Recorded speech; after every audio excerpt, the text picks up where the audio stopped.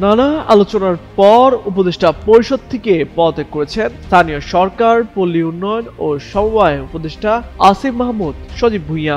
আসন্ন ত্রয়োদশ জাতীয় সংসদ নির্বাচনে অংশ নিতেই তফসিল ঘোষণার আগেই পদত্যাগ করেন তিনি। তবে কোন দল থেকে এবারের নির্বাচনে অংশ নেবেন তা নিয়ে রয়েছে প্রশ্ন। শুরুতে গুঞ্জন উঠেছিল জুলাই আন্দোলনের সহযোদ্ধাদের দল জাতীয় নাগরিক পার্টিতে যোগ দিতে পারেন তিনি।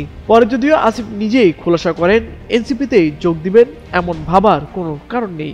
এমন পরিস্থিতিতে প্রশ্ন ওঠে, তবে কি বিএনপির হয়ে নির্বাচন করবেন জুলাই আন্দোলনের এই যোদ্ধা? যদিও আসিফ মাহমুদ এখনো খোলাসা করেননি তিনি কোন দলে যোগ দিচ্ছেন। তবে আসিফ মাহমুদ সজীব ভুঁইয়ার দলে যোগ দেওয়া নিয়ে চাঞ্চল্য তথ্য দিলেন গণ অধিকার পরিষদের সাধারণ সম্পাদক মোহাম্মদ রাশেদ খান। বুধবার বেসরকারি টেলিভিশন চ্যানেল 24 এর সঙ্গে আলাপকালে তিনি জানান, গণ অধিকার পরিষদে ফের যোগ দিতে আগ্রহ প্রকাশ করেছেন আসিফ। গণ অধিকার পরিষদে আসতে চান তিনি।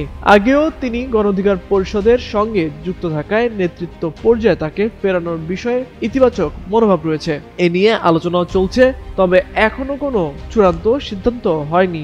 আসিফ মাহমুদকে সেক্রেটারির পদ ছাড়তে প্রস্তুত কিনা এমন প্রশ্নে রাশেদ খান বলেন, আসিফ মাহমুদকে অবশ্যই সম্মানজনক পদ দেওয়া হবে। তিনি আগেও গণ অধিকারের সঙ্গে ছিলেন, তবে বিষয়টি এখনো চূড়ান্ত হয়নি। এর আগে সন্ধ্যায় যমুনায় গিয়ে প্রধান উপদেষ্টা অধ্যাপক মোহাম্মদ ইউনূসের কাছে পদত্যাগপত্র জমা দেন আসিফ মাহমুদ সজীব ভুঁইয়া। এদিকে বিকেলে সচিবালয়ের স্থানীয় সরকার বিভাগের সম্মেলন কক্ষে আয়োজিত জরুরি সংবাদ সম্মেলনে আসিফ মাহমুদ জানান, আসন্ন জাতীয় সংসদ নির্বাচনে অংশ নেবেন তিনি।